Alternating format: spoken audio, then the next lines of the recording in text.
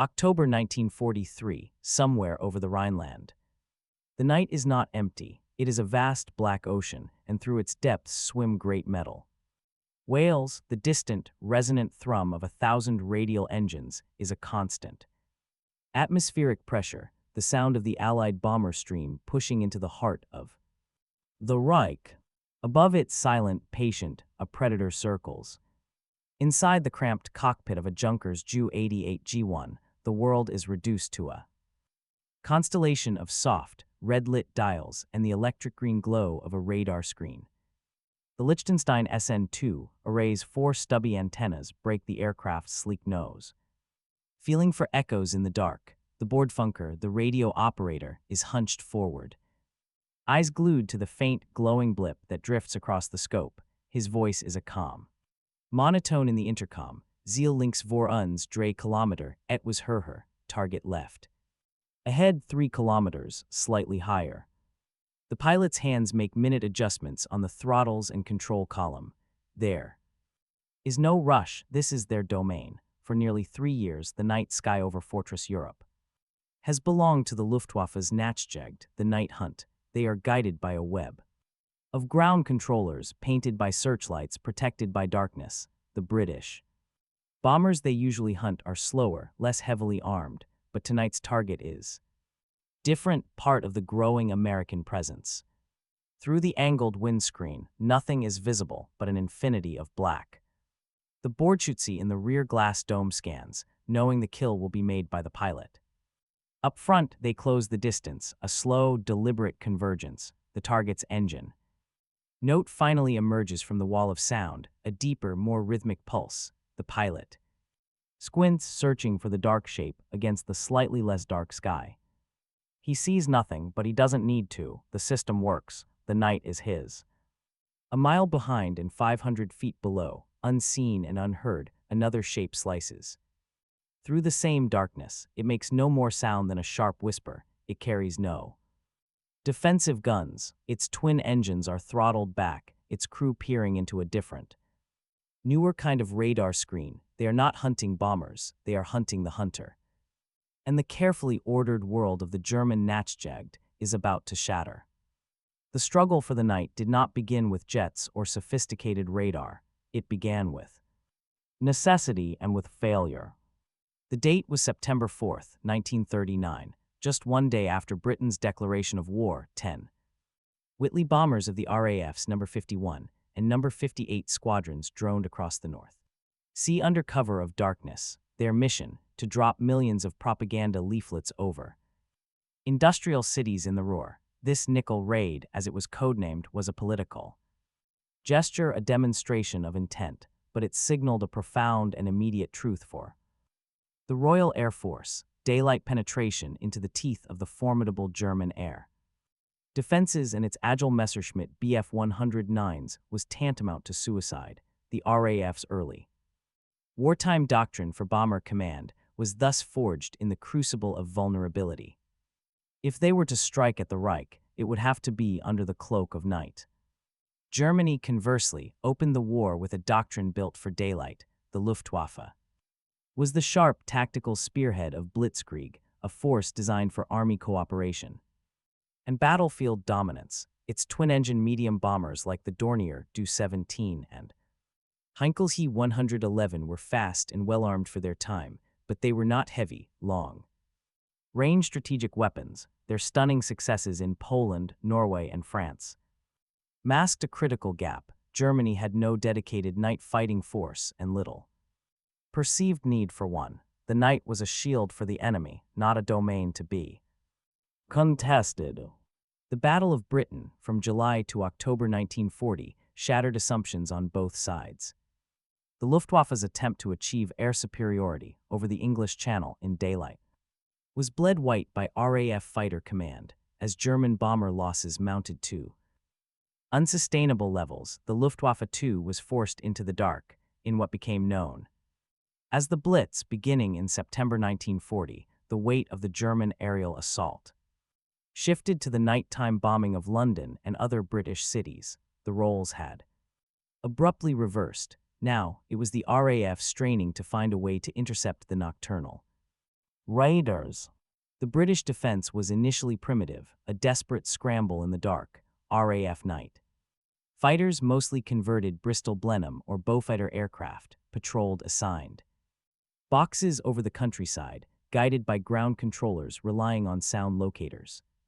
In crude, early radar plots, the pilot's primary weapon was the Mark I eyeball, searching for a silhouette against searchlight-illuminated clouds or the glow of a city. Fire, it was hopelessly ineffective. In the first 6 months of night operations, RAF fighters accounted for barely a dozen German bombers. The Luftwaffe, for a time, owned the British night sky as completely as it would later own the German one. The catalyst for change was technology, specifically the accelerating development of radar. The British had pioneered airborne interception radar, the AIMK-IV. This set with its distinctive arrowhead display could be carried by a fighter. It allowed a dedicated radar operator seated behind the pilot to guide them to within visual range of a target, typically about 300 yards, when paired with the powerful, heavily armed Bristol Beaufighter, a true purpose-built night fighter. It created the first credible nocturnal predator. The first A-assisted kill came on the night of November 19, 1940, when a Beaufighter of No. 604 Squadron destroyed a Ju-88. The technological arms race had begun.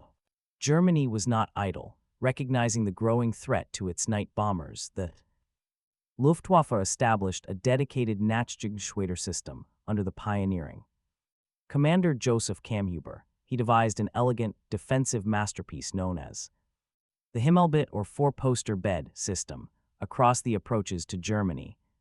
From Denmark to northern France, he constructed a line of interception zones. Each zone was controlled by a radar station with a Freya early warning set and a Wuisberg Giant for precise ground-controlled interception, GCI, a single German night fighter, typically a Junkers Ju-88 or a Messerschmitt Bf 110, would be vectored into the bomber stream within its assigned Himmelbett box. To aid the final kill, the fighters themselves were soon equipped with their own airborne radar, the Liechtenstein series, with its characteristic Matratzen mattress array of stubby antennae protruding from the aircraft's nose. By mid-1942, a deadly, electronic ballet was taking place in the skies over occupied Europe. British bombers streamed in, trying to saturate or bypass the Himmelbett line. German fighters, guided by a calm voice from the ground, stalked them in the absolute dark. It was a war of blips on screens, of vector angles and closing speeds, fought by young men in cramped, oxygen-starved cockpits hurtling through a void. The advantage for now lay decisively with the defense. The Nachtjagd was a lethal, efficient machine, claiming a grim toll on RAF Bomber Command and solidifying the Luftwaffe's dominion over the nocturnal realm. But this carefully balanced equation was on the verge of a seismic shift, brought about by an entirely new player with a radically different philosophy of war. Across the Atlantic, the United States Army Air Forces watched the nocturnal struggle over Europe with a mixture of academic interest and doctrinal disdain. American air power theory, forged by men like Brigadier General Billy Mitchell and codified at the Air Corps Tactical School, held one principle as an article of faith: daylight precision. Bombing, the theory was clean, logical, and technologically optimistic, high-flying formations of heavily armed, rugged bombers like the Boeing B-17 Flying Fortress and the consolidated B-24 Liberator would fly in tight, mutually defensive boxes. Their Norden bombsight, a marvel of gyroscopically stabilized optics, would, in theory, allow them to place bombs into a pickle barrel from 25,000 feet. They would surgically dismantle the enemy's war-making capacity by destroying factories, ball-bearing plants, and fuel refineries. Night bombing, as practiced by the RAF, was seen as an imprecise area blunting instrument, a concession to weakness. When the first B-17s of the USAAF's 8th Air Force began operations from English airfields in the summer of 1942, this doctrine was put to the test. The early raids against Targets in occupied France seemed to validate the concept, but as the bombers probed deeper into Germany, beyond the range of escorting fighters, the reality of Luftwaffe day fighter defenses proved catastrophic, unescorted fortresses and liberators, despite their formidable arrays of .50 caliber machine guns, were savaged by agile, well-armed German interceptors like the Focke-Wulf FW-190. The climax of this crisis came in two brutal strikes in 1943, the raids on Schweinfurt and Regensburg in August, and the second Schweinfurt raid in October. Losses soared above 20%, a rate no air force could sustain. The American daylight offensive for a time ground to a halt. The night, it seemed, remained the only viable sanctuary for strategic bombing. But the night presented its own, equally grave dangers to the Americans, while the 8th Air Force licked its wounds and awaited the long-range escort fighters like the P-51 Mustang that would eventually win back the day. A new threat emerged.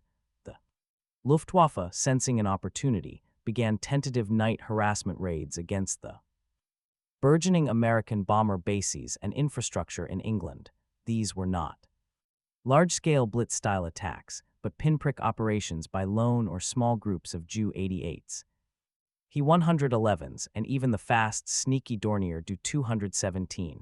They were known as bedevilment or intruder missions. Flying under cover of darkness, they would mine coastal waters, drop fragmentation bombs on airfields, or simply loiter to catch returning damaged B-17s in their landing patterns. The psychological impact was disproportionate. After a grueling A-Tower mission over Germany, crews yearned for the safety of their home field. To be stalked and attacked in the final minutes of their journey was a profound violation. The USAAF had no answer. Its fighter force, the superb P-47 Thunderbolts and P-51 Mustangs, were purely day interceptors, utterly blind and helpless after sunset. The defensive inadequacy was glaring. The USAAF had established dedicated night fighter squadrons, but they were equipped with the wrong tool for the European theater, the Douglas P-70. This was a hasty, stopgap conversion of the A-20 Havoc light bomber crammed with American AI radar and nose-mounted guns. It was slow, cumbersome, and completely outclassed by the dedicated German Nachtjagdgeschwader, sending a P-70 against a Ju-88 over the dark, radar-saturated skies of the Himmelbett zone was a death sentence. The Americans needed a specialized, high-performance night fighter, and they needed it immediately. Development of indigenous designs like the Northrop P-61 Black Widow was underway, but it was months, if not years, from operational readiness. The pressing vulnerability of the bomber fleets and airfields demanded an interim solution. That solution came from an unlikely source. Their British allies, in the RAF's inventory, flew an aircraft that defied conventional wisdom, the de Havilland Mosquito. Constructed primarily of wood, it was a masterpiece of minimalism and speed. Powered by two Rolls-Royce Merlin engines, it could outrun almost any German fighter at medium altitudes. It carried no defensive armament, relying on its breathtaking velocity.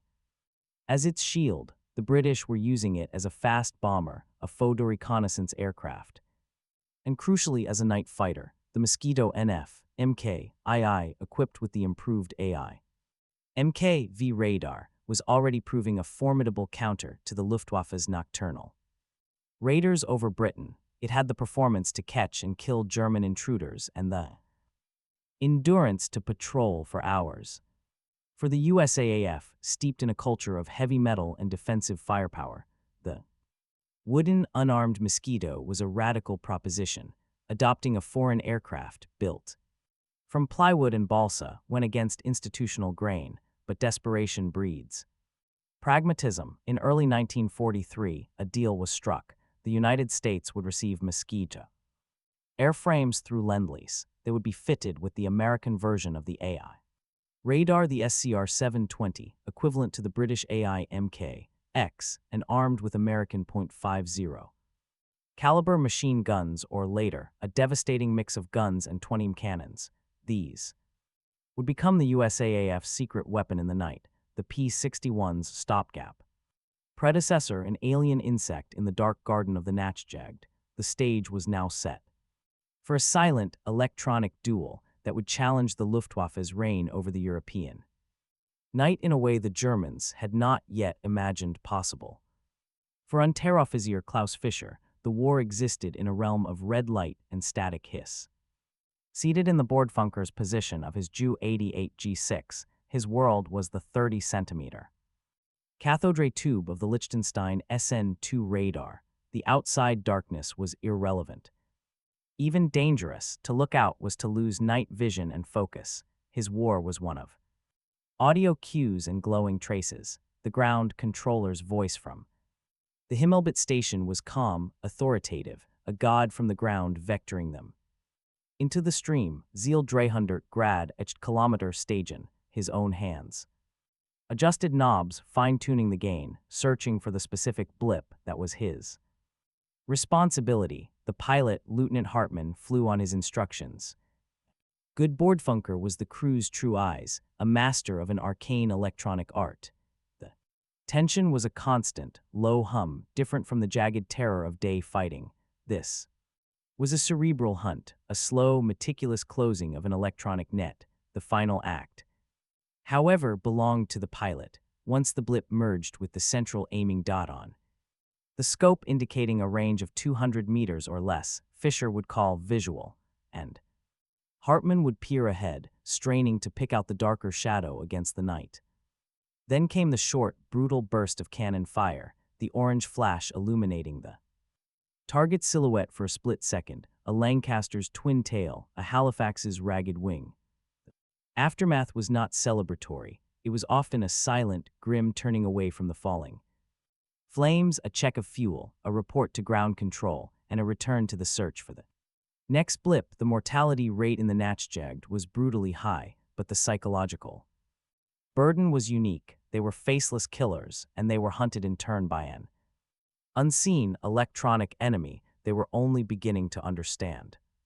For the 10 men crammed into a B-17 Flying Fortress, the mission clock had two distinct halves. The daylight portion over the continent was a symphony of terror. They understood the screaming pass of FW-190s, the black puffs of flak, the sickening lurch of a stricken aircraft, but it was the return to England, the descent into the night, that bred a more profound gnawing fear. Damaged, with wounded aboard, flying on faltering engines, the bomber became a slow, vulnerable whale. The protective formation would break apart as each aircraft sought its home base. This was the moment the Luftwaffe's night intruders waited for. Staff Sergeant Joe Kowalski, a waist gunner with the 91st Bomb Group, would stare into the suffocating blackness, his electrically heated suit doing nothing for the cold knot in his stomach. The sound was the worst, the familiar deep-throated rumble of the fortress's own Cyclone engines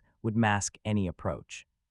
You couldn't see a night fighter. You might see a brief muzzle flash or the sudden, horrific appearance of tracer rounds stitching out of the darkness from a seemingly impossible angle. Sometimes the first warning was the sound of cannon shells ripping into your own aircraft. There were no evasive maneuvers, no screaming alerts over the intercom, just sudden, violent chaos in the dark. The terror of the night attack was its anonymity and its inevitability. It felt less like combat and more like a predator picking off the wounded from the herd. The sanctity of the home field, the beacon of the runway lights, could become a death trap. This vulnerability was a corrosive acid on morale, a shadow that stretched long after the guns of the day battle fell silent. The Nachtjagd's evolution was not just in radar, but in the very method of the kill. The standard frontal attack against a heavy bomber was dangerous. The concentrated defensive fire from a Lancaster's front turret or a B-17's chin turret was lethal. German ingenuity produced a devastating solution: Schräg music, jazz music, or slanting music. This was a pair of 20 more 30 cannons mounted in the mid-fuselage of a night fighter, typically a Ju-88 or He-219, fixed to fire upward at an angle of 60 to 80 degrees. The tactic was as simple as it was brutal. the German pilot, guided by his radar, would slide in unseen beneath the bomber, matching its speed and altitude. Using a simple reflective glass sight mounted on the cockpit roof, he would position himself so the bomber's silhouette filled the graticule. He then needed only to press the trigger. The cannon shells would rip upward into the bomber's most vulnerable areas, the wing, root fuel tanks, the empty bomb bay, the fuselage where the crew lived and worked. 4. The bomber crew, the attack was often completely silent and invisible until their aircraft was torn apart from below in a cataclysm of fire and exploding fuel. There was no defensive fire to direct, no attacker to see. One moment the aircraft was steady on its course, the next it was an inferno. Shredge music turned the night fighter from an interceptor into an assassin, exploiting the bomber's fundamental blind spot with chilling efficiency. It was the ultimate expression of the Nachtjagd's predatory mastery, technological and tactical innovation that made the night sky an even more lethal place for the Allied bomber streams. It broke every convention. In an era of stressed aluminum, heavy defensive armament, an ever-increasing armor plate, the de Havilland Mosquito was an elegant heresy. Its fuselage was a molded shell of plywood and balsa, glued and screwed together by cabinet makers and furniture craftsmen in dispersed workshops across England. Its wings were a wooden monocoque structure, smooth and clean.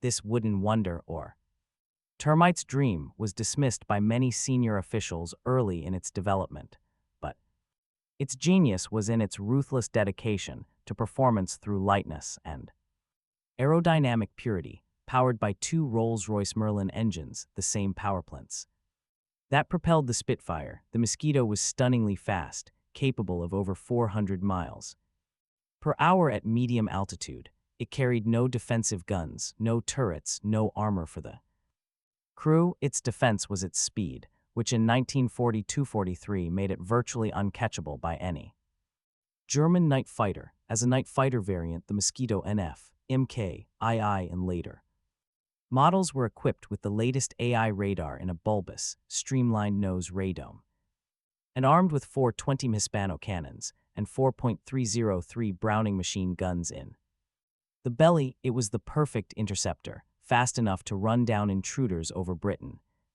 agile enough for the final pursuit, and heavily armed enough to destroy a bomber with a single well-placed burst. For the USAAF officers evaluating it, the Mosquito was a revelation and a paradox. It was foreign, it was made of wood, and it demanded a completely different tactical mindset, one of stealth, speed, and surgical strike, rather than armored endurance. Yet, in the face of an urgent tactical crisis, its merits were undeniable. It was the only available aircraft that could meet the Nachtjagd on its own terms and win. Adopting the Mosquito was one thing, mastering it was another. For the USAAF's nascent night fighter units, the 416th and 425th Night Fighter Squadrons, it represented a steep learning curve. American pilots, trained on the muscular, stable P-47s and P-51s, had to adapt to the Mosquito's lighter, more nervous handling. Its landing speed was high and its wooden airframe, while strong, demanded respect. More significant was the cultural and tactical shift. The USAAF installed its own radar, the powerful SCR-720 centimeter wave set with a plant position indicator, PPI scope, that gave a crude map like view of the airspace ahead. This required a new kind of aircrew, the radar observer. RO, unlike the German Bordfunker, who was often a non-pilot specialist, the American RO was a commissioned officer and a trained navigator. In the cramped, blacked-out cabin of the P-61, less interim Mosquito, designated the F-8 for photo reconnaissance, and used in a fighter role, this 2-man team had to forge an intimate, almost telepathic bond. The pilot flew the aircraft, managed the engines, and made the final visual identification and kill. The RO lived in the green glow of his scope, interpreting the shimmering blips, filtering out ground clutter, and guiding the pilot with calm, precise verbal instructions. Target 10 degrees left, 2 miles, slightly above, range decreasing. 1 mile, half a mile, you should be visual. Their success depended entirely on this. Closed-loop teamwork, a silent dialogue conducted over the intercom while racing. Through the pitch black at 300 miles per hour, they were not just flying an aircraft, they were operating a single, integrated weapon system. The initial USAAF Mosquito missions in late 1943 were defensive, mirroring the RAF's home defense role. They patrolled the perimeters of bomber bases, the English coastline and known approach routes for German intruders. Their first victory, a Ju-88, shot down near the coast, proved the concept, but the Americans, with their inherently offensive doctrine, quickly saw a greater potential. Why wait for the hunter to come to you? Why not take the war into the Nachtjagd's own backyard? Thus was born the offensive night intruder mission. Loaded with extra fuel tanks, USAAF Mosquitoes would slip across the channel alone or in pairs. Their targets were not bombers in the stream, but the Nachtjagdgeschwader themselves. They would loiter near German night fighter airfields. Fields like Twente, Leeuwarden, or Bonhangeler, lying in wait. Their tactic was twofold. First, they would attack the Nachtjagdgeschwader at their most vulnerable, during takeoff or landing, when their landing lights were on and they were slow and heavy with fuel. Second, and more insidiously, they would orbit the radio beacons and assembly points, where German fighters gathered to be vectored into the Himmelbett system by shooting down the controllers and the hunters at the very start of their intercept cycle. They threw the entire German defense into disarray. The psychological impact was profound. The sanctuary of the home airfield was violated. The carefully orchestrated ballet of ground control and airborne interception was now performed under the threat of a faster, invisible predator. The night was no longer a German shield. It had become a hunting ground where the roles of hunter and hunted were terrifyingly fluid. The first confirmed kill by a USAAF-flown Mosquito came not over Germany, but in the defensive belt over England. On the night of December 16, 1943, a Mosquito F-8 of the 416th Night Fighter Squadron, piloted by Lieutenant Robert E. Doc Welty with radar observer Lieutenant John J. K. Jack Hurd, was vectored by British ground control towards an unidentified contact over the North Sea, guided by Hurd's skillful interpretation of the SCR-720 scope. Welty closed in on a target flying low and fast towards the English coast. At a range of 400 yards, Welty identified the dark silhouette of a Junkers Ju-88, likely an intruder on a bedevilment mission. A short burst from the Mosquito's 20 cannons struck the German aircraft's wing route.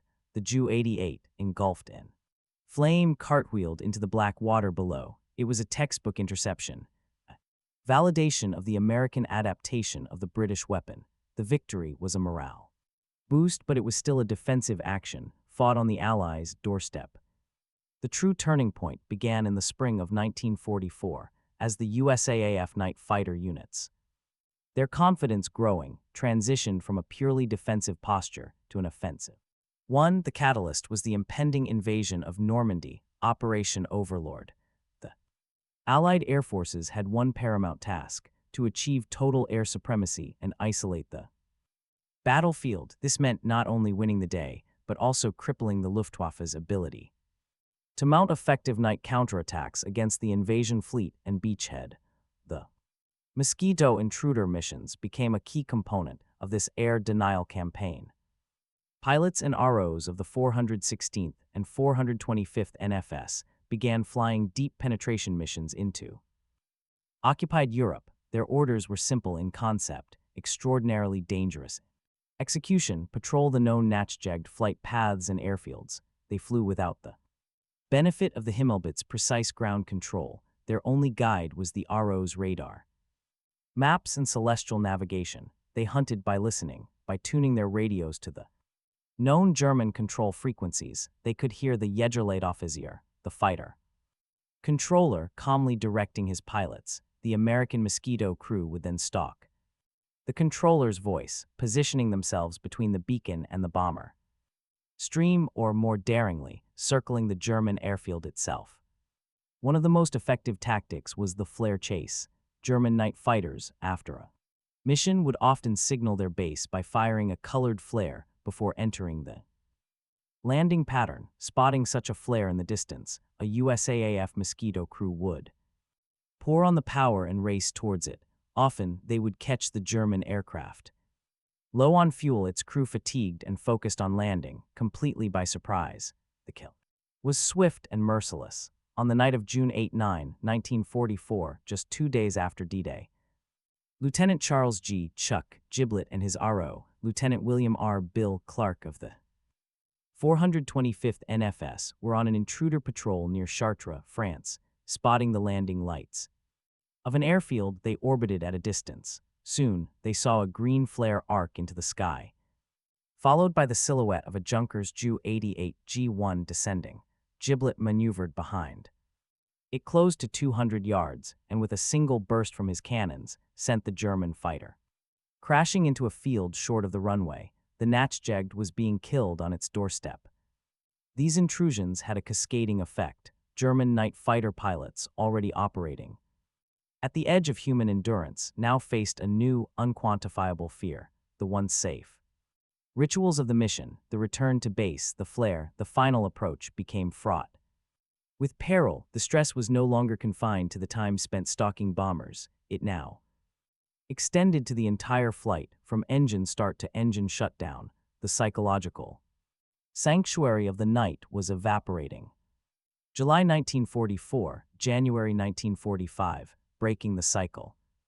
The success of the Mosquito intruders in the immediate aftermath of D-Day was not merely a matter of individual kills. It was a systemic attack on the very nervous system of the Nachtjagd. The Himmelbett system was a precise, centralized organism. Its strength was its control, its weakness was its rigidity. By injecting a fast, unpredictable predator into its carefully ordered zones, the Mosquito crews induced paralysis. The tactics grew more sophisticated and audacious. USAAF and RAF Mosquitoes began conducting flower missions, a term derived from the code names for specific German radio beacon frequencies like Kornblum, Cornflower, or Lerwinzahn, Dandelion. These beacons were the assembly points where Nachtjagder gathered to be fed into the interception channels. A Mosquito crew, having navigated to the beacon's general location, would simply orbit in the darkness, their powerful SCR-720 radar scanning the empty sky. Sooner or later, a blip would appear on the scope, a German fighter, alone and unsuspecting, holding its pattern as it waited for instructions from ground control. The Mosquito, with its superior speed and the initiative of the ambush, would swoop in for the kill. The German pilot, his attention focused on his own radar screen or the controller's voice, would often have no warning until the 20 cannon shells shattered his aircraft. These were not dogfights, they were executions, eliminating the German defense piecemeal before it could even engage the bomber stream. The pressure manifested in grim statistics and deteriorating morale within the Nachtjagd. Experienced crews, the backbone of the force, were being lost at an unsustainable rate. A Staffelkapitän with 30 night victories was not safe on a simple transit flight. The loss of a veteran Bordfunker, a specialist who required months to train, was a blow more crippling than the loss of the aircraft itself. The intricate dance between pilot and radar operator, a partnership built on dozens of missions, was erased in an instant by a burst of fire from an unseen attacker. New replacement crews rushed through training, lacked the finely honed skills and instincts needed to survive in this newly contested darkness. Their interception times grew longer, their success rates dropped. Furthermore, the Mosquito's mere presence forced debilitating changes in German procedures. The use of landing flares and runway lights, once routine, became a calculated risk. Ground controllers grew hesitant, their transmissions sometimes falling silent as they suspected an intruder might be listening. The Nachtjagder were forced to adopt complicated, fuel-consuming landing patterns, arriving at their bases from unexpected directions and descending rapidly. This increased the risk of landing accidents, further attriting the force without a shot being fired. The psychological Warfare was as potent as the physical destruction, a pervasive sense of vulnerability set.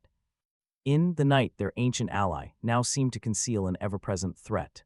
The cockpit, once a place of focused hunting, became a prison of paranoia, with crews constantly scanning the blind spots below and behind, jumping at every static burst on the radio. The climax of this campaign of attrition came during the critical battles for German fuel and transportation in the autumn and winter of 1944-45, as the USAAF's dedicated P-61 Black Widows began to enter service in greater numbers. They joined the Mosquitoes.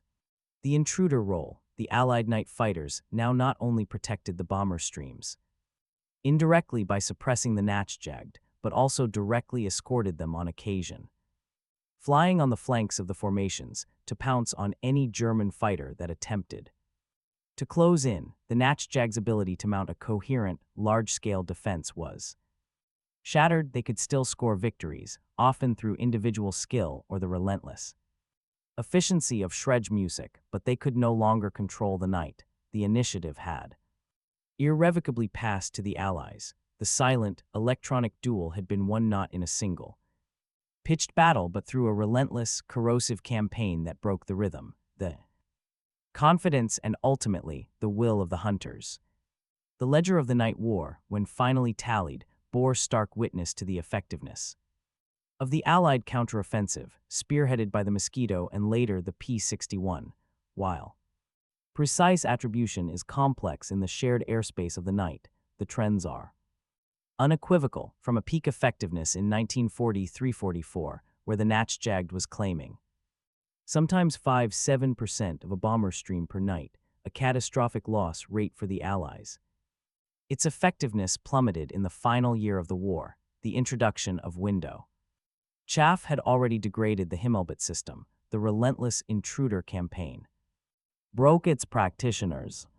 The Nachtjagd suffered crippling losses not just in combat, but in the totality of its operations. In the last 12 months of the war, estimates suggest well over 1,200 German night fighters were destroyed. A significant and growing percentage of these fell not to bomber gunners or accidents, but to Allied night fighters. The 416th and 425th Night Fighter Squadrons, flying their Mosquitoes and later P-61s, were credited with over 100 confirmed aerial victories, along with dozens of aircraft destroyed on the ground. Each loss was magnified. The death of a Ritter Kreuzträger Knight's Cross holder, like Hauptmann Manfred Mura, a 65 victory ace killed in a collision likely caused by evading an intruder, was a blow to morale and expertise from which a unit might not recover. Strategically, the silencing of the Nachtjagd had cascading effects. It was a crucial, if often unsung, component of achieving the air supremacy that made Overlord possible.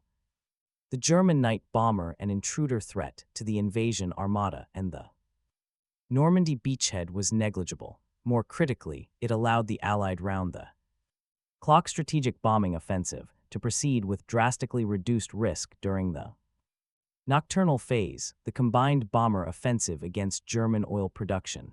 The oil campaign became a death spiral for the Luftwaffe, as synthetic fuel plants were pummeled by day and night. Fuel shortages grounded training, limited operational sorties, and degraded pilot proficiency. The Nachtjagd was particularly hard hit. The long, fuel-intensive patrols and interceptions became a luxury they could no longer afford.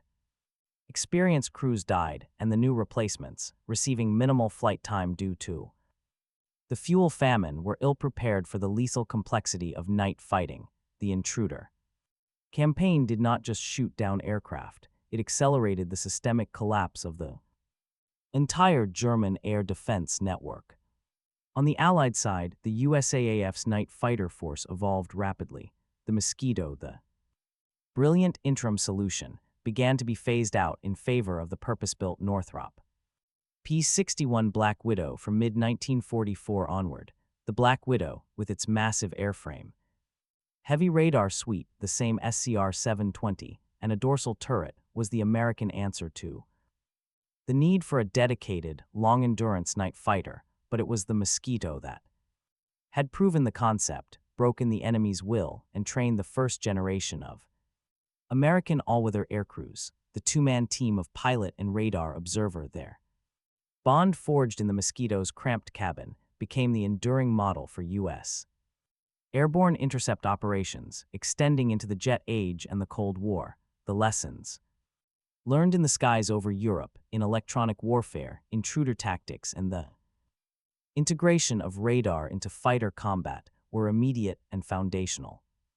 For the surviving veterans of the Nachtjagd, the war's end brought a unique, complex silence. They had fought a war invisible to their own population, a secret battle of blips and whispers that offered none of the public acclaim of the day fighter aces. Their struggle had been one of unbearable tension, navigational precision, and sudden, violent death in absolute darkness. The trauma was specific, the memory of the shredge. Music kill viewed from below, the bomber's interior illuminating like a Chinese lantern. Before it fell, the gut-churning fear of the intruder's unseen presence during a vulnerable landing approach, the helplessness of watching a comrade's aircraft, identified only by its exhaust flames, suddenly erupt into a fireball without a visible attacker. Many carried a profound, private sense of a war fought honorably, but lost to a relentless, technologically superior foe, the systematic breakdown they experienced. 1944-45, the loss of veteran friends, the degradation of their once infallible ground control, the constant, gnawing fear of the Mosquito, left an indelible mark. They had owned the night, and then, decisively, they had been dispossessed. On the Allied side, the USAAF Mosquito and P-61 crews emerged from a shadow war that even within their own Air Force was poorly understood. They were a small, specialist community. There were no formations of 100 aircraft, no headline-grabbing bomber streams. Their victories were solitary, witnessed only by the two men in the cockpit and confirmed later by a gun camera film or a crater in a distant field. Their courage was of a different order, volunteering for a duty that involved flying alone over enemy territory in the dark, navigating by often jammed radio beacons, and engaging an enemy they often saw only as a brief, fiery silhouette. The bond between pilot and radar observer was perhaps the deepest in the USAAF, a partnership of absolute trust, where one man's skill with a scope meant life or death for both. They returned to a world that celebrated the Mustang pilots and the Fortress crews, their own contributions, fading into the classified reports of the night fighter squadrons. Yet, they had achieved a strategic victory of immense importance. They had turned a critical vulnerability, the terror of the night intruder, into a devastating Allied offensive capability.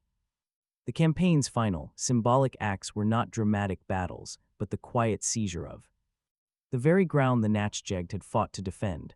In the war's last weeks, as Allied armies overran Germany, they captured the heart of the once vaunted system.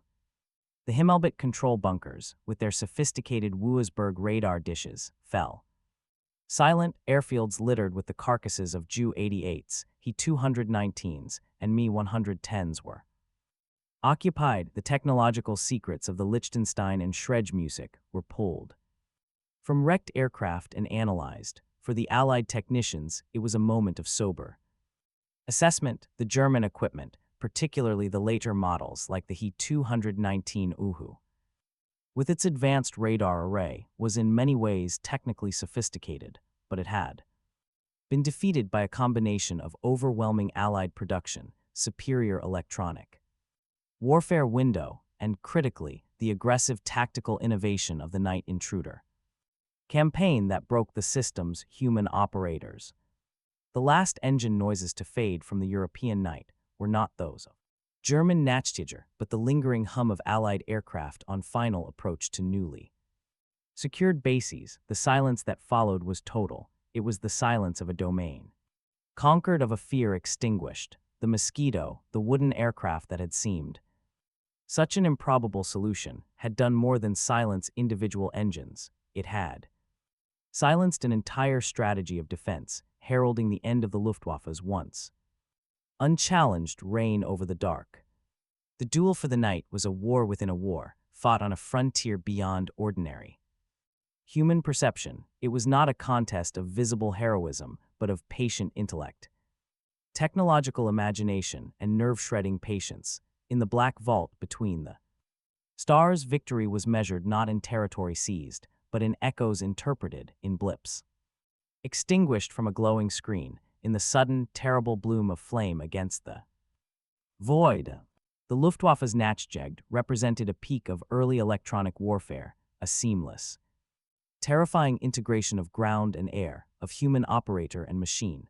They built kingdom of darkness, ruled by the calm voice of the controller and the predatory patience of the crew. For a time, it was impregnable, but their doctrine was ultimately defensive, reactive, and centralized. It could be mapped, studied, and ultimately invaded.